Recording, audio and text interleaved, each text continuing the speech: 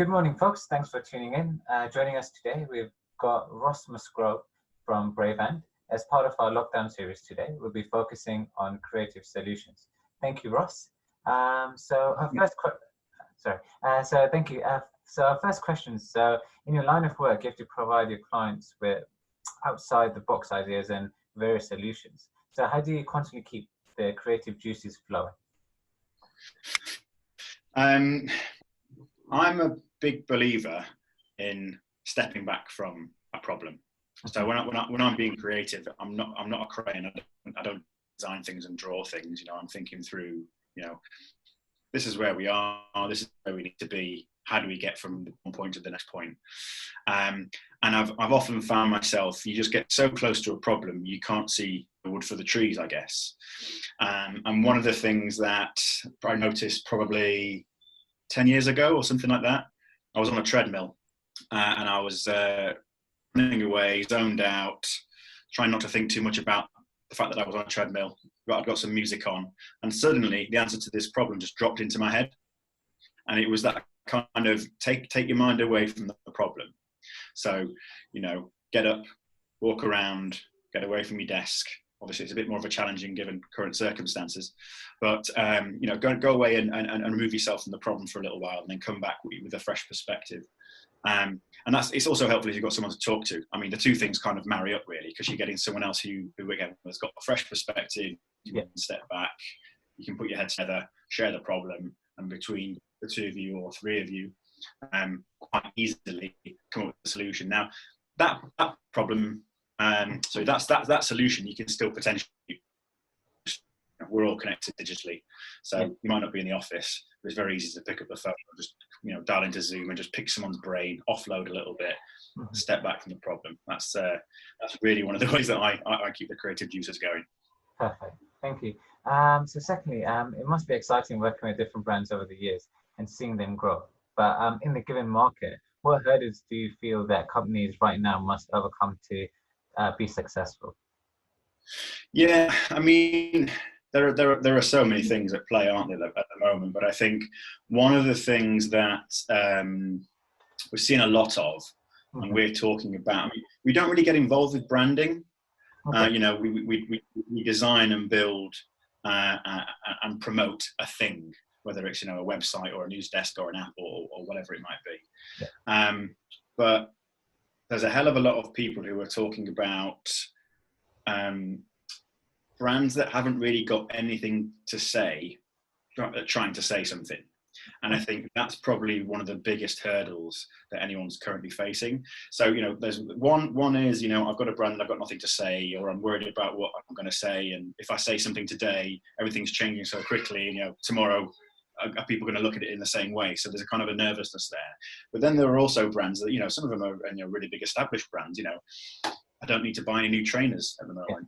I don't need to buy a new car at the moment.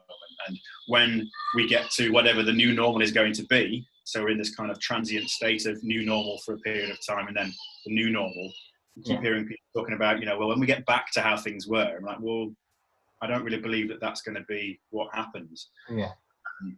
And I've been on a couple of calls recently with people, and they've quoted, there's a Warren Buffett quote that goes something along the lines of, it's not until the tide goes out that you realise who's been swimming naked.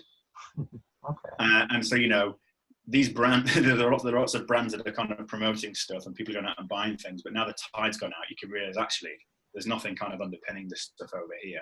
And I think it's going to be I predict, like everyone seems to be predicting at the moment, that there will be a shift away from some of these brands when people realise that they haven't really got much to offer.